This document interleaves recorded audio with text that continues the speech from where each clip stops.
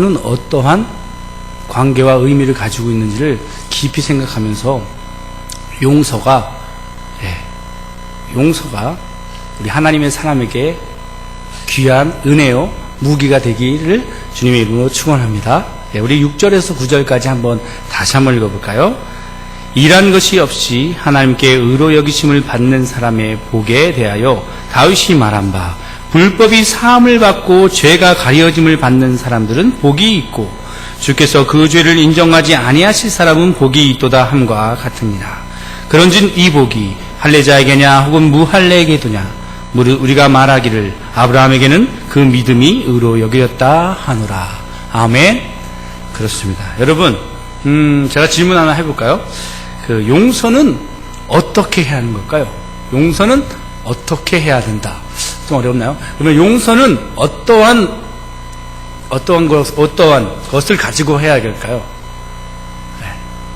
애매한 질문이기도 하겠지만 한번 말씀해 보세요. 그냥 일반적으로 생각할 때 용서는 뭘로 할 수 있죠? 예? 사랑으로? 우리 아동분 좀 하셨던 분들은 다른 말 하실 텐데, 정답을 얘기하실 텐데, 또 용서는 죄 사함 받아? 여러 가지 있죠. 그러나 일반적으로는 용서는 인격이 좀 있는 사람이 용서하지, 좀 성질 더러운 사람은 못한다. 이럴 수 있잖아요? 그런데, 사실은 사랑으로 한다고 많이들 얘기할 겁니다.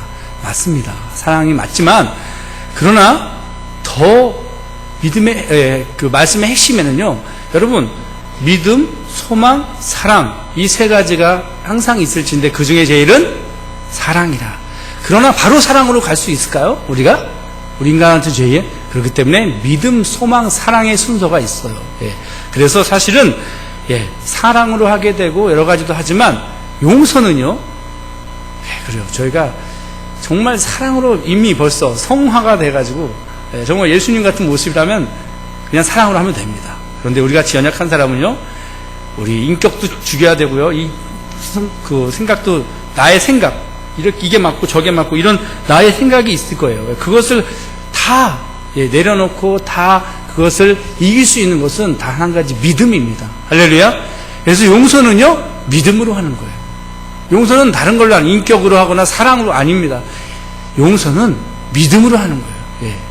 그렇잖아요. 지금 솔직히 여러분의 마음속에 용서하지 못하는 사람이 있거나 그러한 모든 어떠한 것이 있다고 생각해 보십시오. 하기 어려우니까 지금까지 못하고 있는 거 아니겠습니까? 그러나 여러분 믿음으로 한번 해보십시오. 가능할 줄로 믿습니다. 그래서 믿음으로, 우리가 아닌, 내가 아닌 나의 인격과 나의 어떤 성품이 아닌 믿음으로 할 때 용서는 가능할 줄로 믿습니다. 오늘 이 시간 여러분의 삶 속에서 주님께 용서받지 못한 것이 있다면 용서받을 수 있을 줄로 믿습니다. 말씀을 아멘 말씀대로 순종할 때에 가능할 줄로 믿습니다. 또한 우리가 용서하지 못한 사람이 있으면 용서할 수 있는 믿음을 얻고 용기를 얻게 될 수 있을 줄로 믿습니다. 그리고 용서받지 못한, 아직 내가 용서받지 못한 사람이 있으면 그 사람에게 나아가서 용서받을 수 있는 믿음의 용기가, 또 그런 용기가 생겨서 용서를 구할 수 있는 사람이 될 수 있을 줄로 믿습니다. 오늘 본문에서 볼 수 있는 하나님의 용서의 세 가지 원리를 한번 보면서 우리 나아가겠습니다. 하나님은 우리의 죄를 용서하시려고, 또한 가리워 주시고 기억하지 않으신다라고 오늘 본문에 7, 8절에 이렇게 나와 있습니다. 여러분, 첫 번째 원리로, 하나님의 용서의 첫 번째 원리로 죄를 용서하시고입니다. 하나님 우리의 죄를 용서하시려고 하시기를 원하시는 줄로 믿습니다. 8절 말씀을 한번 다시 보면요, 주께서 그 죄를 인정하지 아니하실 사람은 복이 있도다 라고 말씀하십니다. 여러분, 죄를 짓고도 죄로 인정되지 않는 사람이 복이 있도다? 말이 좀 이상하지 않습니까? 죄를 졌는데 죄로 인정을 하지 않고 눈 감아준다? 좀 그렇게 들릴 수 있죠. 그러나 눈 감아주는 것이 아니라 이 말의 원뜻은 그 죄를 용서하는 주체, 용서해주는 주체가 하나님이시라는 뜻인 줄로 믿습니다. 하나님이 용서해 주시는 자는 복이 있다는 거죠. 예, 복이 있다. 죄를 짓고 고통받는 사람들이 얼마나 많은지 모르겠습니다. 저와 여러분도 크고 작은 죄로 인해서 고통받고 있을 수도 있습니다. 여러분, 인간에게 다른 사람의 죄를 용서할 수 있는 능력이 없기 때문에 어떤 사람에게, 어떤 다른 이에게 위로받고 용서받는다고 해서 나의 마음이 편하지 않을 때가 있는 것입니다. 왜냐하면 인간에게는 용서나 온전한 위로를 할 수 있는 능력이 없기 때문입니다. 왜일까요? 왜요? 사랑으로 하면 될 수 있잖아요. 왜일까요? 모든 죄는 사람에게 짓는 것이 아니라 하나님에게 짓는다는 사실을 여러분 오늘 이 시간에 정말 확실히 붙들고 가시기를 바랍니다. 모든 죄는요, 아주 작은 죄, 아주 모르겠는 죄도, 그리고 아주 작은 사람에게 지는 죄도 그 죄는 그 사람이나 어떤 것에 짓는 것이 아니라 먼저는 하나님께 진다는 사실을 여러분 기억한다면, 그 믿음을 가지고 있는다면 여러분은 용서에 있어서만큼은 여러분은 기술자라고 그러나요? 여러분은 능한 자가 될 수 있을 줄로 믿습니다. 가인과 아벨이 있는데요, 가인이 아벨을 죽였어요. 그러면 가인은 누구에게 죄를 지은 것입니까? 가인은 아벨에게 지은 죄를 지었다라고 말하는 게 우리 일반 법적인 이야기입니다. 누군가에게 해를 끼쳤으면 그 사람에게 죄를 저질렀기 때문에 그 사람에게 죄 지은 형량만큼 법에서 처벌을 하는 것이죠. 이것은 인간들의 개념인 거예요. 그러나 우리 믿음의 사람의 개념은요, 우리가 무슨 잘못을 하고 죄를 저질렀다면, 어떤 사람에게 저질렀다면, 가인을 죽였다면, 가인이 아벨을 죽였다면, 가인은 아벨에게도 죄를 저질렀지만 가인은 하나님께 큰 죄를 저질렀다는 사실을 우리는 기억해야 합니다. 그래서 내가 누군가에게 잘못을 했다면, 여러분이 누군가에게 잘못을 했다라면요, 이제부터는 먼저 그 사람보다 하나님 앞에 즉각적으로 진정으로 회개하고 용서를 구한 다음에, 그렇다면 하나님 우리를 용서해 주실 줄로 믿습니다. 그런 다음에 그렇게 용서를 구하는 것처럼 하나님께 그렇게 겸손하고 낮아지게 정말 진심으로 용서를 구했던 것처럼 내가 잘못한 그 사람에게 똑같이 용서를 구한다면 세상에 어떤 사람도 그 용서를 마다할 사람이 없을 줄로 믿습니다. 온전한 용서가 안 되기 때문에, 믿음의 용서를 구하지 못하기 때문에, 그리고 인간적인 용서를 구하기 때문에 우리는 그 사람과 또 이렇게 화해하지 못하고 또 용서를 구하러 갔다 또 싸우고, 그런 경우도 있잖아요. 그것은 온전하게 믿음으로 용서를 구하지 않고 믿음으로 용서를 해주지 않기 때문에 계속해서 용서하지 못하는 일들이 벌어진다는 사실을 여러분 기억하시기 바랍니다. 하나님께 먼저 용서를 구하고 같은 마음으로 그 사람에게 찾아가 용서를 구해야 한다는 것, 이러한 죄와 용서의 관점이 하나님의 백성의 정신이고 사고가 되어야 할 줄로 믿으시기 바랍니다. 그렇게 된다면 우리는 정말 소금과 빛이 될 수 있고, 우리는 많은 사람들에게 화평하는 사람이 될 수 있을 것입니다.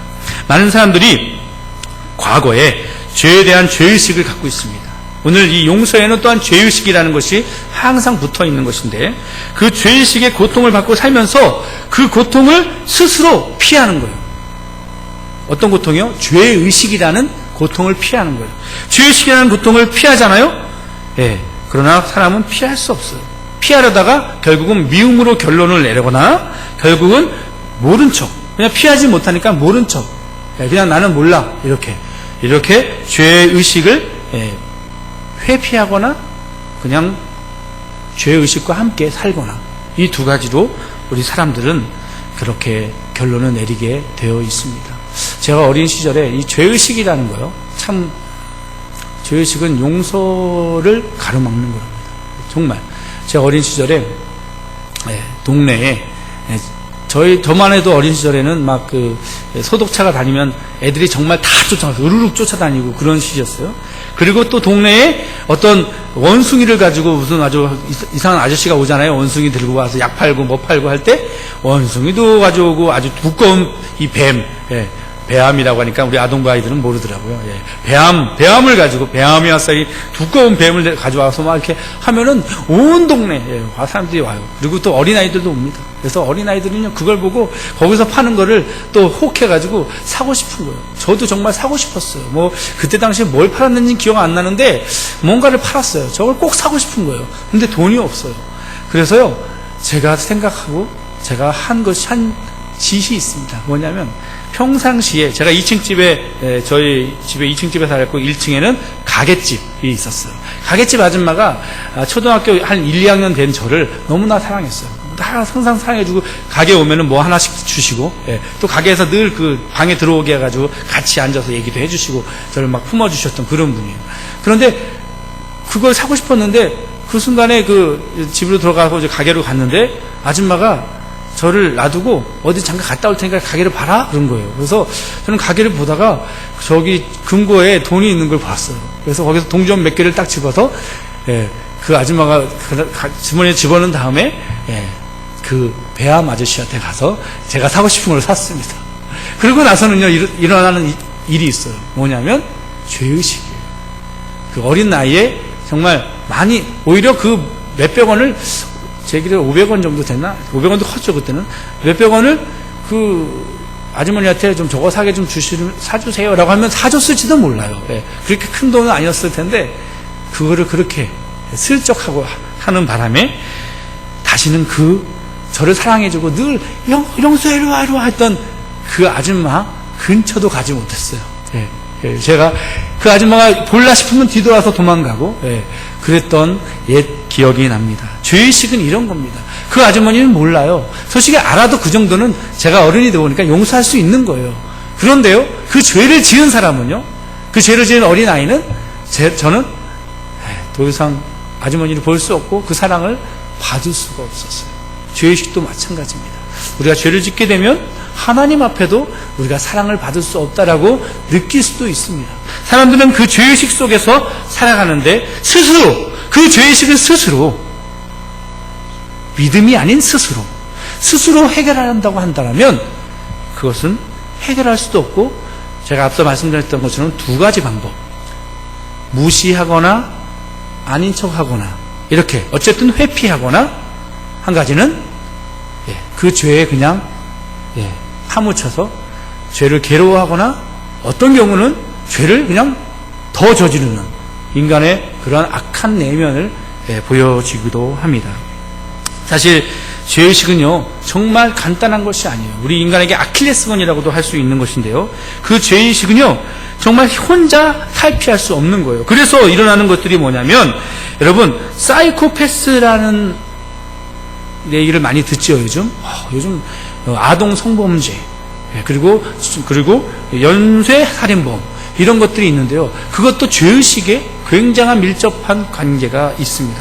여러분 그 죄의식을 스스로 탈피하다 보니까 자기가 죄를 저질렀는데도 안 저지른 것처럼 속이고 스스로 속이고 아니야 마음으로 자기가 다지기 위해서 무시하고 회피하고 아니면 에라 모르겠다 나는 더 죄를 저질러도 돼 하면서 죄에 무감각하게 되어지는 그런 모습이 강한 사람을 사이코패스라고 하는 거예요. 우리 일반 저와 여러분과 많이 다르진 않습니다. 그러나 그런 모습이 있죠. 사이코패스라고 지금 나와 있죠. 사이코패스는 반사회성 인격 장애라고 하는 그 군에 속한 하위 개념이에요. 인격 장애에 온전한 건 아니죠. 인격 장애 속에 속하는 범주인데요, 좀 다릅니다. 대인관계에서 공감 능력이 부족하고 여기서 제가 죄의식, 양심의 가책이 결여되고 특징으로는 자기중심적이고 과대망상적, 지배적, 착취적, 거짓말과 교묘한 조롱을 능하고 행동 내지 생활 양식은 충동적이고 지루함을 참지 못하며 행동 저하가 서투르고 자극을 추구하며 책임감이 없고 사회 규범을 쉽게 위반하는 거예요. 이런 사람들은 사이코패스라고 부르는 사람들은요, 비합리적인 사고 등을 거의 나타나지 않은 합리적, 굉장히 똑똑하고 지혜로운 사람, 그런 사람들도 있다는 거죠. 그래서 이런 사람들은 정신병하고는 좀 다르게 구별하고 있습니다.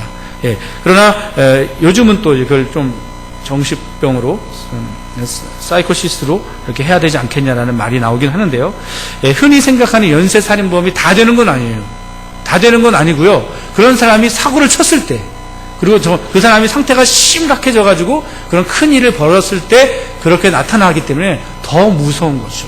더 염려되고 그런 그 특징을 가지고 있습니다. 이러한 심리 현상을 보면은요, 이러한 심리 현상을 보면 사람이 스스로 죄의식을 회피할 수 없다는 사실을 분명히 알 수 있게 되는 것입니다. 사람의 죄의식에서 피할 수 있는 방법은 여러분 우리는 다 알고 있습니다.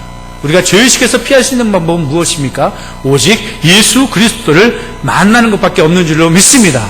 그분을 만나고 그분과 늘 함께 동행할 때 우리는 죄의식에서 벗어날 수 있게 되는 것입니다. 주님과 만났고 동행했지만 어느 순간 주님보다는 내 감정이, 어느 순간 주님보다는 주의 말씀보다는 내 억울함, 나의 어떤 가치 기준, 그리고 일반적인 사람들의 어떤 그런 선악의 기준, 이 정도면 이게 옳은 거고 나는 이것을 이렇게 이야기하고 이렇게 주장을 해도 내가 그렇게 모진 사람이 아닐 거야 라고 생각하면서 정말 사람들의 그런 기준을 가지고 따라갈 때는 믿음으로 우리가 승리할 수 없고 주님과 동행할 수 없기 때문에 그렇게 옳은 행동을 했음에도 불구하고 죄의식이 들어오고 옳은 했음에도 불구하고 사람들과의 화합이 아닌 분쟁이 일어난다.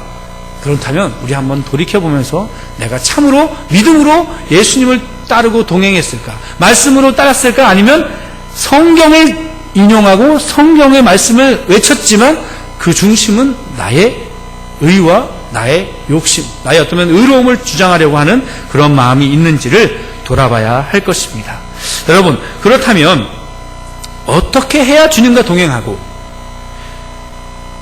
죄의식에서 벗어날 수 있을까요? 어떻게 하는 것이?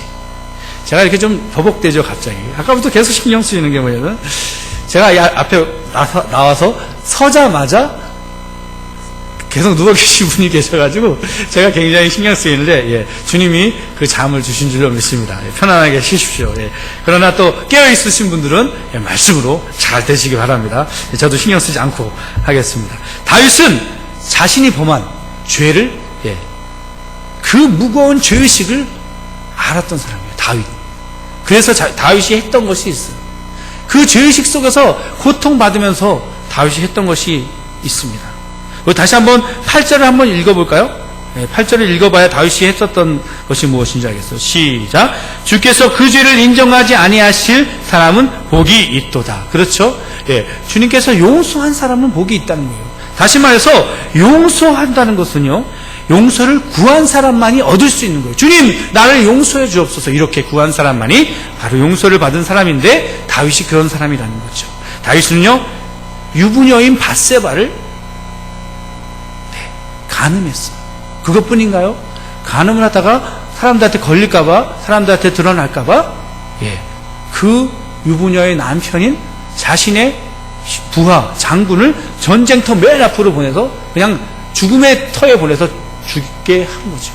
이 사실을 사람들은 다 가려졌다고 생각하고 사람들에게는 오히려 덮었다고 생각하지만 하나님에게는 덮을 수 없고 하나님을 가릴 수 없고 하나님 앞에 죄의식은 그 다윗이 스스로 우리아를 죽이고 모든 것을 다 수습했다 할지라도 그 죄의식은 하나님을 섬기는 다윗에게 있어서는 피할 수 없는 것이 되는 것입니다. 그래서 다윗은 본문 7절을 고백하면서 이렇게 고백하는 것입니다.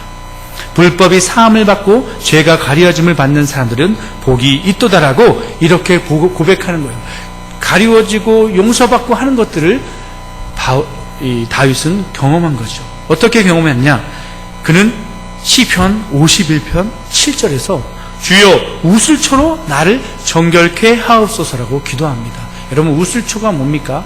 우슬초는 풀 같은 거예요. 우리나라 빗자루 같은 걸 만들 수 있는 그런 풀인데요. 그 조그마한 풀인데 그것을 솔이나 빗자루처럼 묶어가지고 희생제물에 피를 발라서 제단에서 뿌리는 그러한 죄사함을 하는 그러한 역할을 하는 것입니다. 우슬초로 피를 뿌린다는 것은 예수 그리스도의 피로 용서받는다는 사실임을 믿으시기 바랍니다. 여러분, 그 우슬초의 피는 그리스도의 보혈을 상징합니다. 예수님의 피로 정결케 하옵소서. 다윗의 기도도 이렇게 예수님의 피를 의지하여 기도했던 기도인 것입니다. 나의 죄를 예수님의 피로 씻어주세요. 다윗의 믿음도 그리스도 예수의 보혈을 믿었던 것처럼 나의 죄를 피로 씻어주세요라고 기도할 때 하나님은 여러분을 용서하여 주실 줄로 믿습니다. 지난날의 죄 때문에 얽매여 있지는 않습니까? 고통을 당하는 분이 계시지는 않습니까? 내가 지은 죄 때문에 두려워하는 분이 계실 수 있을 것입니다. 현재도 그 죄와 짝지는 나의 모습 때문에 그 죄의식을 또한 피하고자 하거나 그 죄의식 속에서 막 힘들어하고 있는 분들도 있을 것입니다. 그렇다면 여러분도 죄인이었던 다윗에게 베푸셨던 하나님의 그 놀라운 은혜를 체험해야 할 것입니다. 다윗이 우슬초로 나를 씻어 주옵소서 했던 것처럼 주여 예수 그리스도의 보혈의 피로 나의 죄를 깨끗이 씻어 주옵소서, 나의 죄를 가리워 주시고 기억도 하지 말아 주옵소서 라는 기도로 하나님의 용서함을 받는 큰 은혜를 누리시는 저와 여러분 되기를 주님의 이름으로 축원합니다. 여러분, 다윗이 죄를 용서받았음을 믿으십니까? 예, 여러분도 용서받았을 줄로 믿습니다. 분명히 용서받았어요. 용서? 본문에서요 쓰인 용서라는 단어가 있어요. 그 용서라는 단어는요 헬라어로 아페테이안이라는 단어인데요, 불규칙 동사이고요, 아페이메이라는 단어에서 왔어요. 이 아페이메이라는 단어는요 전송하다, 쫓아버리다, 분리시키다 라는 뜻이에요.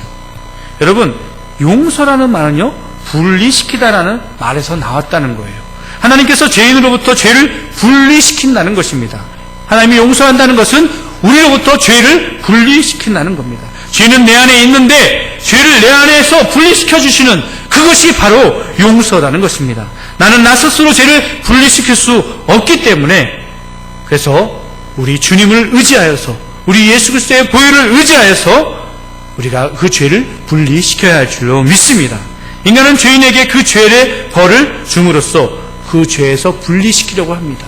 지금 사람이 성이 뭐더라? 선도 모르겠네요. 어저께 밤에 보니까 그 사이코패스 그 사람 무엇이든지 뭐죠? 그 SBS 하는 그것이 알고 싶다 해서 그 사람을 조명하더라고요. 보니까 정말 보는 것도 싫더라고요. 그 내용이 너무나 현실인데도 어떻게 저런 사람이 살아갈 수 있을까? 저 심정으로서는 저도 나쁜 마음이 생기더라고요.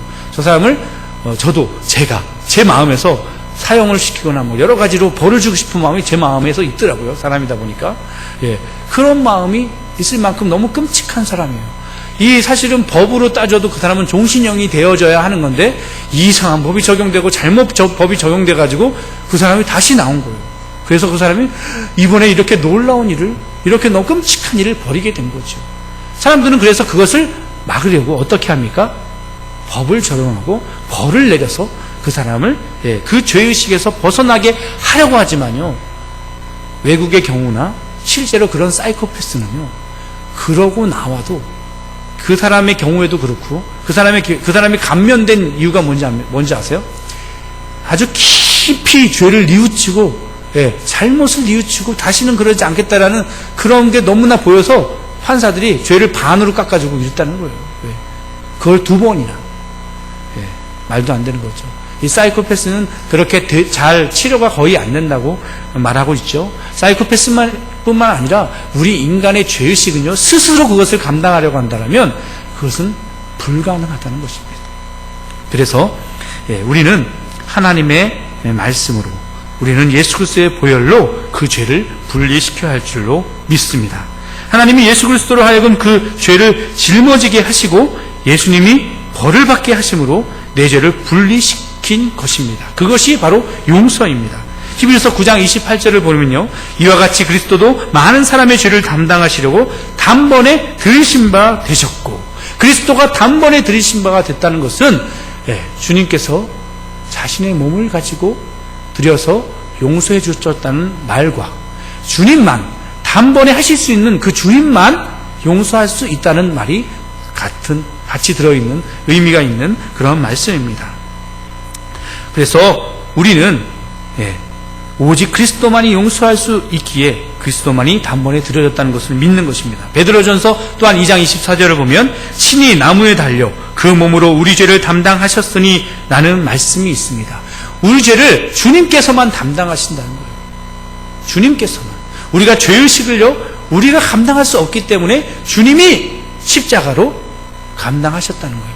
이것을 우리 사도 바울이 로마서 7장에서 사도 바울은 이 이야기를 하게 되는 것입니다. 고대 근동 지방에서는요, 살인자에게 내리는 벌이 있는데요. 어떻게 내리냐면, 사형도 내릴 수 있죠. 그러나 바로 사형을 하지 않았어요.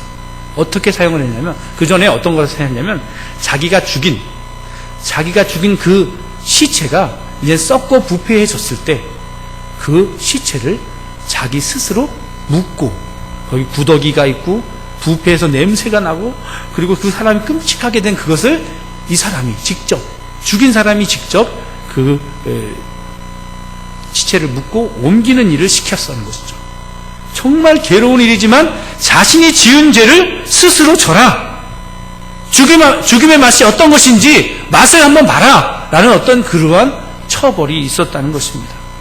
바울도 로마서 7장 24절에서 이런 고대의 풍습을 연상하면서 말한 거예요. 오호라, 나는 공고한 사람이로다. 이 사망의 몸에서 누가 나를 건져내랴. 이 사망의 몸에서라는 말은 썩은 시체를 만지며 옮기는, 내가 죽인 이 시체, 너무 끔찍해. 내가 죽이긴 했지만 너무 끔찍하고 너무 이 부패한 이 시체와 뒹굴어야만 하는 이 고통 속에서 누가 나를 건져낼까? 이런 비유의 표현을 했던 것입니다. 여러분, 이 사망의 몸에서, 이 썩은 시체에서 누가 나를 떨어뜨려 주겠습니까? 죄를 저질렀는데. 그것은 인간으로서는, 스스로는, 사람하고는 해결이 되지 않는 거예요. 이미 그것은 판결이 내려졌기 때문에. 그러나 그 모든 것은 예수 그리스도께서 단번에 십자가의 나무에 달려 우리를 위해서, 우리를 대신하여 우리의 죄를 담당하셨다는 거예요. 용서하셨다는 거예요. 그 시체와 나를 분리시켜 주셨다는 거예요. 용서가 분리라고 했죠? 분리시켜줬다는 거예요. 그 사망에서 고통받았던 나의 죄의식 속에서 분리시켜 주시는 분은 오직 예수 그리스도밖에 없는 줄로 믿으시기 바랍니다. 우리 마음속에 부패한 시체를 연상한다면, 우리의 죄를 연상한다면, 우리가 범한 죄에서 분리되는 것, 해방되는 것, 다시는 시체와 뒹구는 것 같이 끔찍한 그 죄의식에 의한 그 벌 속에서 우리가 분리되는 것, 바로 그것이 용서인 줄로 믿습니다. 그 용서의 은혜로 얻는 기쁨이 얼마나 큰가에 대해서 오늘 이 밤 깨달으시기를 바랍니다. 죄값은 반드시 치러야 하는 거예요. 죄값은 반드시 치러야 하는데 그 죄값을 내 힘으로는 치를 수 없다는 거예요. 내 힘으로 치를 방법은 오직 죽음밖에, 그리고 우리 같은 죄인에게는 오직 지옥밖에는 우리 스스로 그것을 치를 수 있는 방법은 죽음과 지옥밖에 없다는 것입니다. 사랑하는 성도 여러분, 그렇다면 우리는 어떻게 해야 합니까? 하나님께 그 사람들에게 지은 죄들, 그런 죄의식 때문에, 그리고 그 괴로움 때문에 우리 사람들하고 또 다투고 서로 용서하지 못하고 또 용서받지 못했을 때 우리 마음이 얼마나 괴롭습니까? 이것이 바로 죄의식입니다. 이것이 바로 지옥입니다. 이것이 바로 사망의 시체와 뒹구는 그러한 모습일 수밖에 없는 것입니다. 우리는 그렇게 지옥 같은 삶을 살아야 합니까? 아닙니다. 우리는 하나님께 용서를 구하고 용서를 받음으로써 다윗의 용서의 기도와 함께 우리도 그렇게 주님 앞에 우슬초로 우리를 정결케 하여 주옵소서라고, 예수님의 피로 우리를 정결케 하여 주옵소서라고 늘 기도하고 나아갈 때에 우리가 그 지옥 같은 그 죄의식 속에서, 그리고 화평하고 평화하고 같이 연대하지 못하는 그러한 지옥 같은 삶 속에서 천국 같은 삶으로 변화받을 수 있을 줄로 믿습니다. 다윗이 우슬초로 정결케 하옵소서 했듯이 오직 예수님의 희생의 피로 그 죄를 깨끗하게 되기를, 그리고 그것을 위해 기도하시기를 바랍니다. 그리고 예수님의 피로 용서함을 받으시고 또 예수님의 말씀대로 서로 용서하면서 받음으로써 천국 잔치를 참여하는 겁니다. 용서하고 용서받은 사람, 이런 사람이 천국에 가는 거잖아요. 이런 사람들이 천국 잔치에 참여하는 거잖아요. 그런 것처럼 이 땅에서도 잔치요, 축제의 분위기로 사랑하며 사시기를 주님의 이름으로 축원합니다. 여러분, 그럴 수 있습니다. 여러분, 용서는 분리되는 것이기 때문입니다. 죄와 분리되었을 때 우리는 그렇게 할 수 있을 줄로 믿습니다.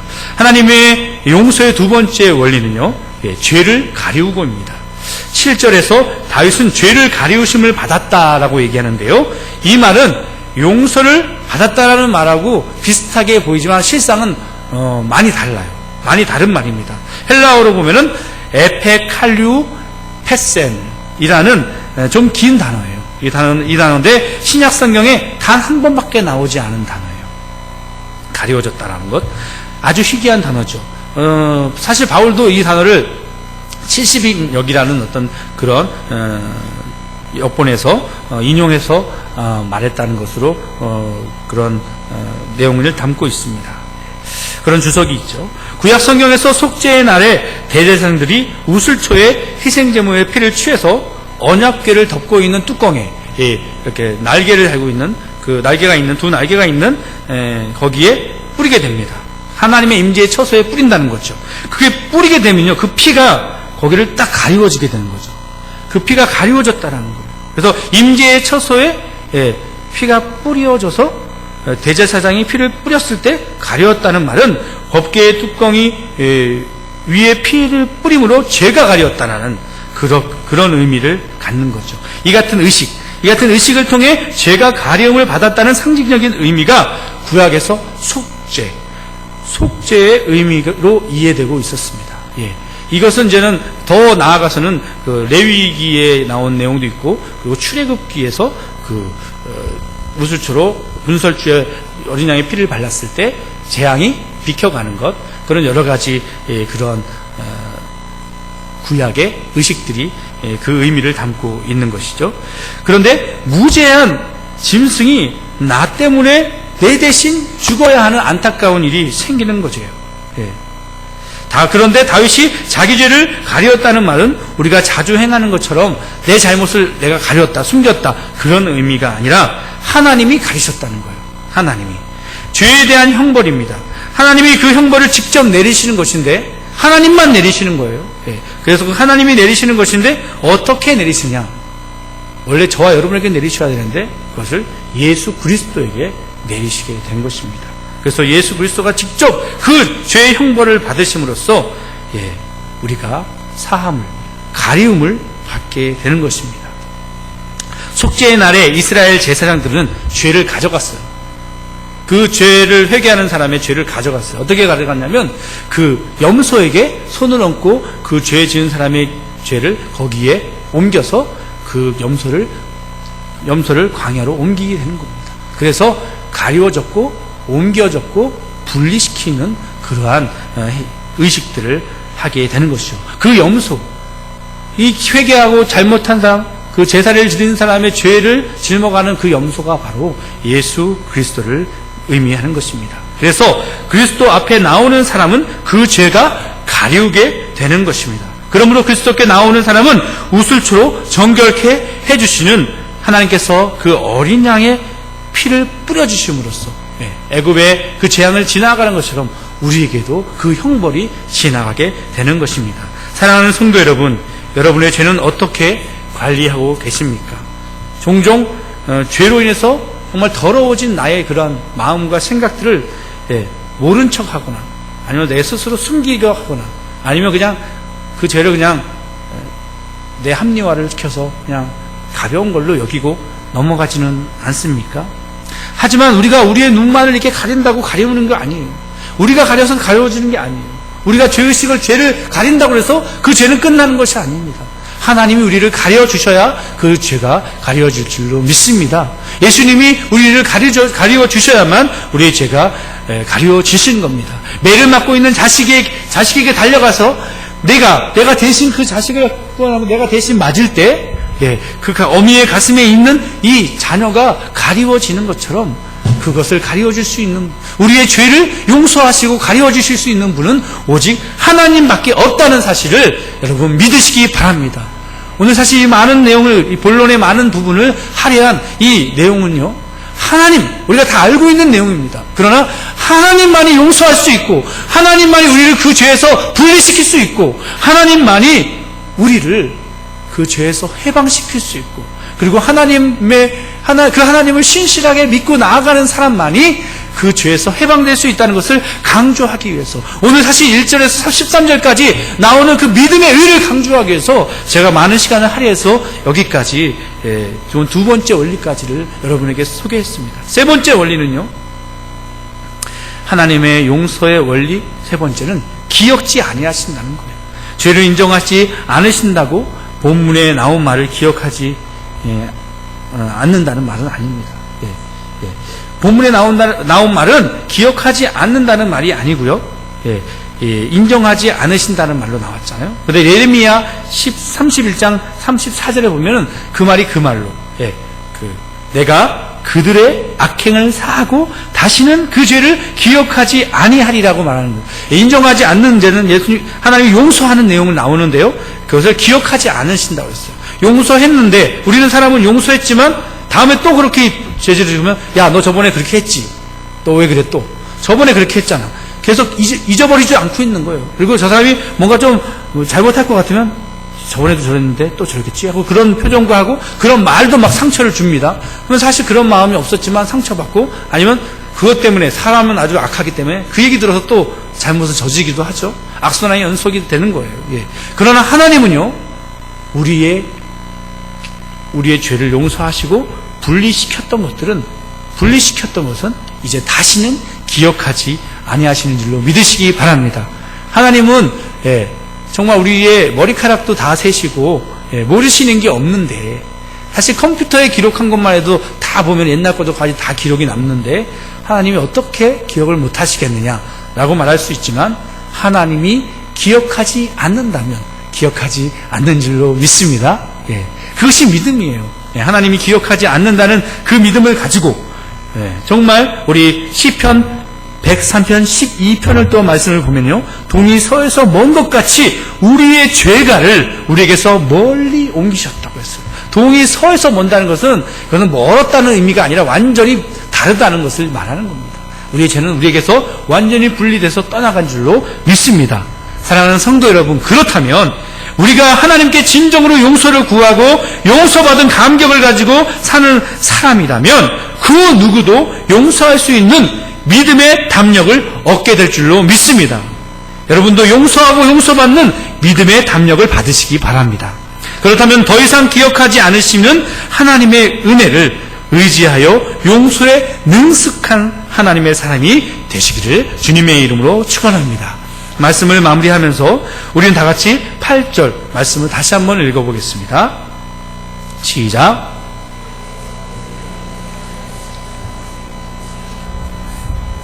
그렇습니다. 다윗은 용서하고 용서받는 사람을 복받은 사람이라고 했어요. 다윗이 용서하고 용서받는 사람들을 복받은 사람, 다시 말해서 은혜받은 사람이라고 얘기합니다. 사랑하는 성도 여러분, 은혜받은 사람은요, 용서할 수 있고 용서도 받을 수 있어야 할 줄로 믿습니다. 바로 다윗은 그 점을 얘기한 거예요. 은혜받은 사람, 복받은 사람이라고 얘기하면서, 하나님 나에게 복을 주시옵소서, 은혜를 주시옵소서 하면서 용서를 받을 줄도 모르고 용서를 해줄 줄도 모르는 그런 어리석은 사람이 되지는 않아야 한다는 것이죠. 다윗은 용서를 받았을 뿐만 아니라 다윗의 죄를 하나님께서 모조리 가져가셨습니다. 분리해서 가져가 버리신 거예요. 그래서 다윗은 다시 믿음의 힘을 회복할 수 있던 거예요. 우리 가운데 죄의식을 갖고 있다면, 우리 가운데 용서하지 못한 사람, 용서받지 못한 사람이 있다면 우리는 믿음의 힘을 가질 수가 없는 겁니다. 우리에게 믿음의 힘이 있기 위해서는 용서하고 용서받을 수 있는 그러한 힘이 있어야 할 줄로 믿습니다. 바로 다윗은 그러한 믿음의 힘을 회복할 수 있었습니다. 그래서 그가 외치기를, 용서하고 용서받는 사람은 복받은 사람이라고 한 것입니다. 제가 처음에 물어봤던 질문을 다시 하겠습니다. 용서는 어떻게 하는 것입니까? 믿음으로. 맞습니다. 사랑으로? 사랑으로도 맞지만, 믿음을, 예수님의 이 예수님의 보혈의 이 용서의 사랑을 믿음으로 예수님이 우리를 위해서 우리가 그 시체와 함께 뒹굴어가는 우리의 이 죄의식과 우리의 죄와 뒹굴고 있는 우리를 그 시체와 분리시키시고 그 시체를 가져가시고 가져가시고 완전히 우리를 깨끗게 하셨다라는 그 믿음이 있을 때 천국에 대한 소망을 가질 수 있고 천국에 가진 소망을 가지고 있을 때 성령이 우리에게 임하셔서 우리가 예수님을 사랑하고 하나님을 사랑하고 이웃을 사랑할 수 있는 믿음, 소망, 사랑의 역사가 일어날 수 있을 줄로 믿으시기 바랍니다. 본문 6절과 9절을 보면요, 사도 바울은 이신층이 오직 믿음으로 이루어진다는 놀라운 복음의 진리를 설명합니다. 이때 오늘 1절부터 13절까지 나오지만 거의 아브라함을 얘기하고 하지만 이 아브라함과 다윗이라는 두 증인을 내세우면서 이렇게 설명하는 거예요. 이 사람들 봐봐라. 이 증인들을 봐라. 구약의 증인들을 봐라. 우리 믿음의 증인들을 보아라. 이 사람들이 자기 의로 했냐? 자기 율법의 행위로 했느냐? 자기가 할례 받아서 한 거냐? 할례를 받은 것은 그 이후고 믿음 17장이고 그리고 믿음으로 의롭다 받은 것은 15장이다. 그리고 율법은 그 이후에 모세의 때다. 의롭다 얻은 것은 율법도 아니고 할례도 아니라 그 전부터 아브라함이 하나님께 믿음으로 의롭다 받았다라는 내용을 담고 있는 거죠. 믿음으로 의롭다 받는 거예요. 믿음으로 용서할 수 있는 그 능력이 바로 하나님이 우리에게 주시는, 우리를 의롭다 여기시는 그 믿음인 줄로 믿으시기 바랍니다. 오늘 주일 설교는 여러분 기억하십니까? 설교 두 가지 말씀을 제가 사회를 보면서 봉독을 했는데요. 구약 성경의 말씀과 신약 성경. 구약 성경은 대체적으로 왕 같은 제사장 이런 내용이 기억나고요. 그리고 우리 신약의 말씀을 기억하는데요. 그 신약의 말씀을 들어서 제가 권면의 말씀을 드리겠습니다. 예수님의 십자가가 믿는 사람에게는 보배이지만 믿지 아니하는 사람은 부딪히는 돌과 걸려 넘어지게 하는 바위가 되었다고 오늘 신약 본문에서 말했고요. 말씀을 순종하지 아니함으로 넘어진다라고 하였습니다. 사랑하는 성도 여러분, 예수님의 십자가를 보배로 여기시는 분이 여러분인 줄로 믿습니다. 그리고 넘어지는 걸림돌이 되는 사람이 아니기 때문에 우리는 십자가를 믿는 사람이 되는 거예요. 십자가는요, 바로 용서입니다. 십자가의 사랑, 주님이 우리를 대속해서 짐을 주시고 우리 대신하여 주셨던 그 짐이 바로 우리의 죄를 분리시키는 용서의 사랑이었음을 여러분 잊지 마시기 바랍니다. 사랑하는 성도 여러분, 십자가가 무겁다고 십자가가 지기 어렵다라고 그리고 불편하다고 십자가를 지지 않으면 우리는 그리스도인이 아닐 것입니다. 그리고 용서가 힘들다고, 용서가 어렵다고, 용서하지 않고 용서를 구하지 않는 삶을 살고 있다면 그것 또한 우리는 참으로 그리스도의 사랑, 십자가의 의미를 모르고 살아가는 사람이 되게 되는 것입니다. 사랑하는 성도 여러분, 십자가에 순종하시기 바랍니다. 용서의 십자가에 순종하시기 바랍니다.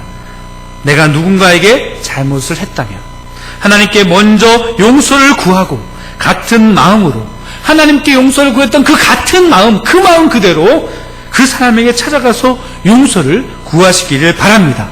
또 누군가가 내게 잘못을 했다면 주님이 우리를 용서하신 것처럼 그 주님의 그 마음을 우리가 깨달았다면, 그 마음에 눈물 흘릴 수 있다면 정말 그렇게 주님이 우리를 사랑하셨던 것처럼 무조건 용서하시고, 오히려 그 용서 받아야 할 사람이 용서를 구하지 않고 있다면 오히려 예수님처럼, 이 땅에 예수님이 내려오셨던 것처럼 우리도 그에게 다가가서 우리가 먼저 사과하고 먼저 용서를 구할 수 있는 이 의식, 이 가치 기준, 이 사상, 이 믿음의 모습이 저와 여러분의 믿음의 모습이 되기를 주님의 이름으로 축원합니다. 기도하겠습니다. 하나님 아버지, 이 시간 우리의 마음을 다스려 주시고 우리 가운데 있는 죄의식과 우리 가운데 있는 잘못들을 주님은 아시오니 주여 우슬초로 주 예수 그리스도의 보혈의 피로 우리를 정결케 하여 주시옵소서. 우리는 스스로 아무리 노력하고 아무리 우리 스스로 죄의식에서 죄에서 벗어나려고 한다 할지라도 우리는 더 지저분하게, 더 더럽게, 그리고 더 악하게 살아갈 수밖에 없는 연약하고 우울하고 아버지 침체되어 있는 아버지 그렇게 어리석은 자이오니 주여 오직 성령이 우리와 함께하여 주시어서 예수 그리스도의 보혈의 피로 용서받았다는 확신과 그 확신을 가지고 또한 하나님 예수님으로만 하나님으로만 우리의 죄의식에서 벗어나고 우리를 갈라놓고 또한 우리를 가리워줄 수 있는 분이라는 걸 용서할 수 있는 분이라고 우리가 확신하고 믿고 모든 용서를 하나님의 주권 아래에 놓을 수 있도록 인도하여 주시옵소서. 그럴 때에 내가 누군가를 용서하지 못할 것도 없고 사실상 그 용서를 내가 하는 것이 아니라 그 용서를 하나님이 해 주셨기에 나는 다만 용서라는 이름으로 나아가는 것밖에 없다라고 모든 주권을 하나님께 내어드릴 수 있는 믿음을 우리에게 허락하여 주시옵소서. 그래서 우리가 인격으로나 사랑으로나 다른 것으로 용서하는 것이 아니라 오직 용서의 주권이 되신 예수님을 하나님을 믿음으로 용서할 수 있고 용서받아줄 수 있고 그렇게 서로 화합하고 사랑하고 일치하고 서로를 세워주고 돌봐주는 사랑의 공동체를 이뤄갈 수 있는 우리 모두가 되게 하여 주시옵소서. 성령이 함께하여 주셔서 가능케 하여 주실 것을 믿사옵고 믿음으로 예수 그리스도 이름으로 기도하옵나이다. 아멘. 우리 이 시간에